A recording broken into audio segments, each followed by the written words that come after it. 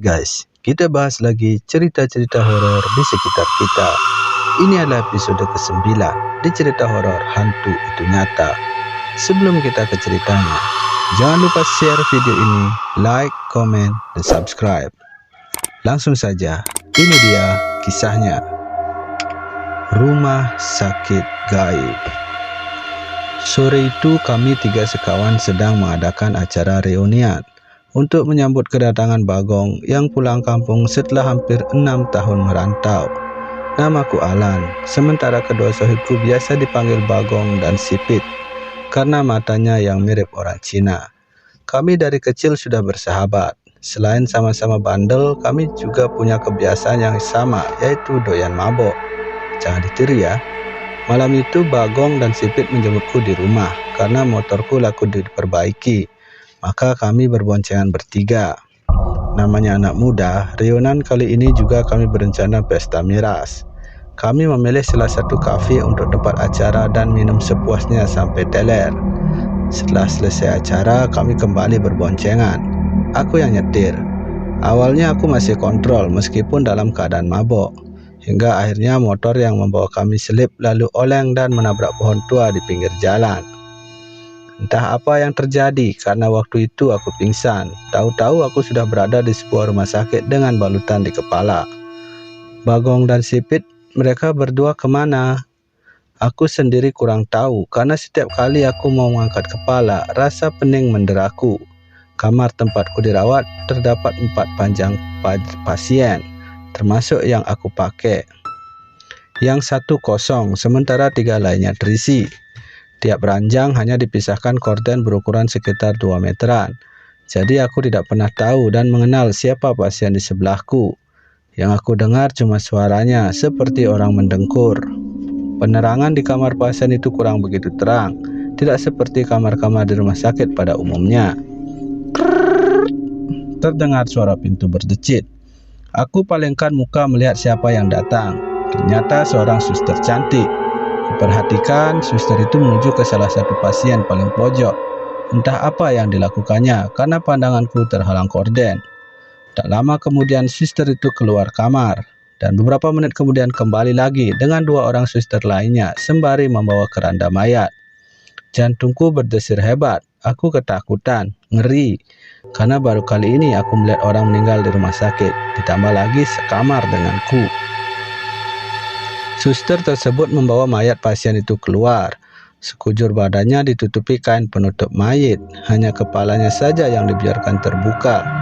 Aku terus memperhatikan saat mayat pasien itu didorong tepat di depanku. Tiba-tiba mayat itu seperti membuka matanya dan melotot ke arahku.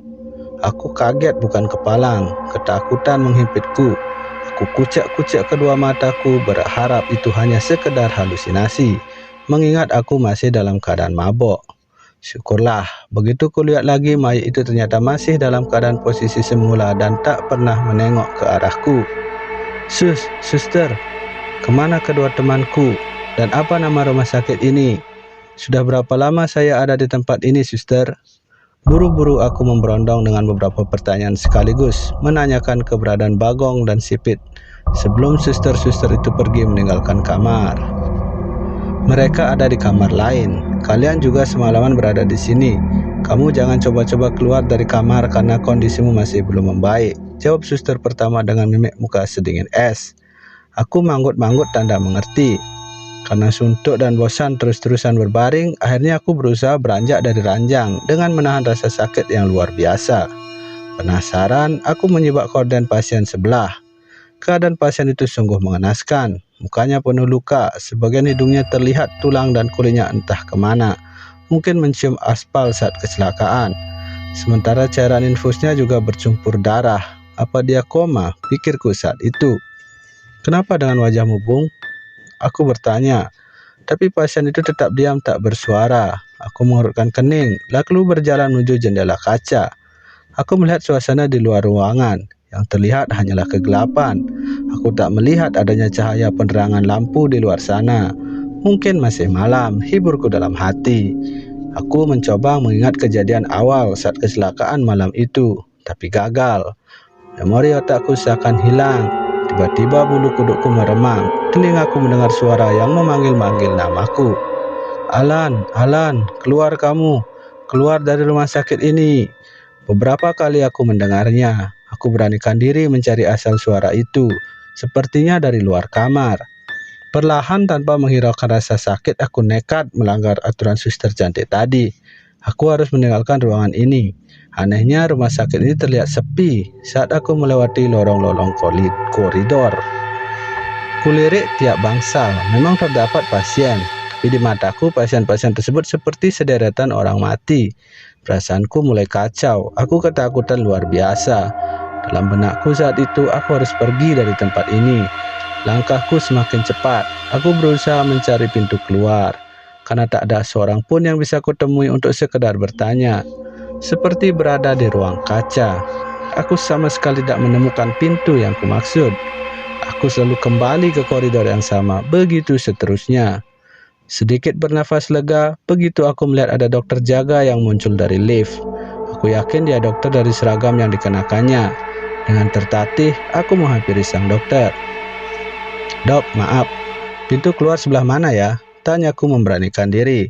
Dokter itu hanya diam, tanpa sedikit pun menengok ke arahku. Dok, sapaku sekali lagi. Mungkin saja tadi dia nggak mendengar.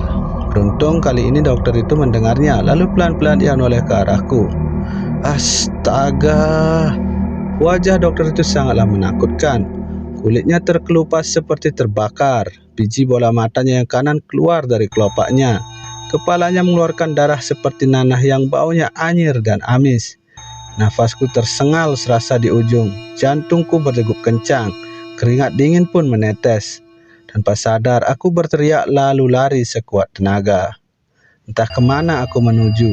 Saat tiba di ujung koridor, pemandangan mengerikan kembali terjadi. Suster cantik yang ada di kamarku tadi kini berubah menjadi perempuan menakutkan. Rambutnya tergerai panjang hingga sebatas punggung. Separuh wajahnya membusuk. Baju yang dikenakannya bukan lagi baju seragam suster, tapi sudah menjadi kain kafan, lusuh yang penuh darah dan kakinya tak menapak ke lantai. Kepalaku semakin pening, darahku seakan berhenti. Sendi-sendi tulangku kaku tak dapat digerakkan karena dari bawah selangkanganku terlihat suster dari lain mengesot sambil tangannya bergelayut di antara kedua pahaku. Sementara dari sudut koridor lain, keranda mayat melaju sendiri tanpa didorong oleh siapapun.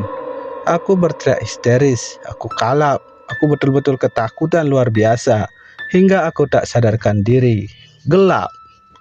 Entah berapa lama aku pingsan. Ketika sadar, aku tak lagi berada di rumah sakit, melainkan di areal pemakaman umum yang terkenal keangkerannya.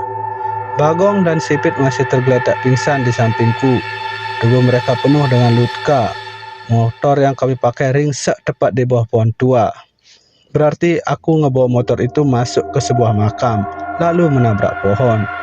Mungkinkah mereka juga mengalami hal yang sama dengan yang tadi aku alami? Lalu, sudah berapa hari aku tak sadarkan diri? Aku pun tak tahu. Setelah mereka sadar, akhirnya kami pun bercerita.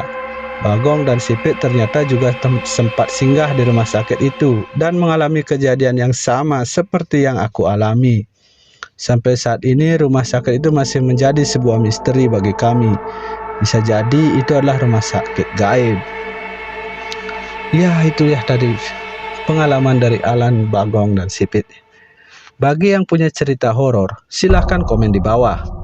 Yang ingin ceritanya dibagikan, DM aja ke Instagram. Hantu itu nyata guys. Tetap hati-hati dan jangan lupa berdoa. Bye.